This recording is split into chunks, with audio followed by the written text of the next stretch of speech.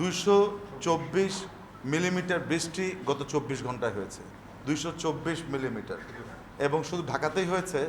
আজকে যদি আমরা কোনো কাজ যদি না করতাম তাহলে এখানে কিন্তু আসতে পারতাম না। এই প্রোগ্রামও কিন্তু আমি উত্তরার থেকে কিন্তু এখানে এসেছি এবং খুব সুন্দরভাবে নির্বিঘ্নে এসেছি। এবং আসার সময় যে জায়গাগুলোকে আগে যেটা সবসময় দেখেছি, নেভি হেডকোয়ার্টারের সামনে কোমর পানি হয়ে থাকতো, এবং এখান থেকে মানে 1 দিন 2 দিন 3 দিন 4 দিন 5 দিন পর্যন্ত কিন্তু পাম্প করে কিন্তু আউট করা হতো।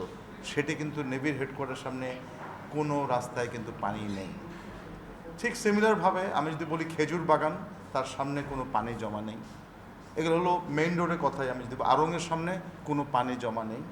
আমাদের যে সবচেয়ে যে চ্যালেঞ্জ যেটা ছিল আমাদের শেওড়া পাড়াতে, এখানে পানি জমছে, কিন্তু ওখানে আমাদের কুইক রেসপন্স টিম কিন্তু কাজ করছে ওখানে, কারণ আমরা জানি কোন কোন জায়গাগুলোতে হট স্পট, এগুলোতে আমাদের কাজগুলো করছে, করে কিন্তু পানিগুলোকে নামায় দিয়েছে।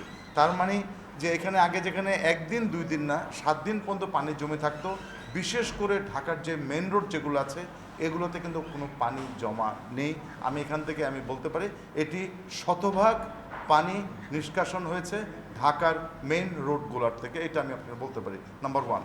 নাম্বার 2, আমি যদি আজকে বলা হয় যে মধুবাগে, আজকে যদি বলা হয় আমাদের শাসাব বাড়ির সামনে, ওখানে পানি সারাদিন পানি থাকতো, পানি কিন্তু নামিয়ে দেওয়া হয়েছে। এখন কিছু প্রত্যেকটা পানিরই কোথাও যাওয়ার কথা ইঞ্জিনিয়ারিং কনসেপ্ট আছে।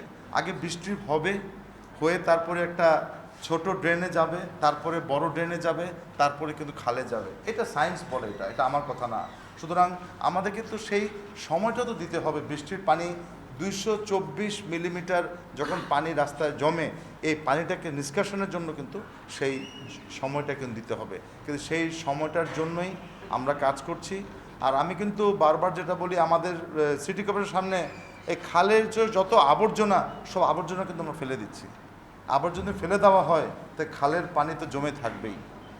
এই জন্য আমরা কুইক রেসপন্স টিম যদি না করতাম, তাহলে আমার কাছে আমরা যে 16106-এর মাধ্যমে প্রায় 260টার মতন 281টার মতো কমপ্লেন এসেছে। আমাদের কুইক রেসপন্স টিম এই কাজগুলো করেছে। আজকে যদি সেই 16106 না রাখতাম, আর যদি কুইক রেসপন্স টিম না রাখতাম, তাহলে তো নগরবাসী তো নাকাল হয়ে যেত।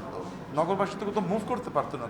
আমাদের ঢাকা উত্তরের আমার কাছে যে মেসেজ এসেছে, এবং আমি জিআইএস ম্যাপের মাধ্যমে যেটা দেখেছি, যে আমাদের বিশেষ করে মেইন রোডগুলোকে শতভাগ ঠিক আছে।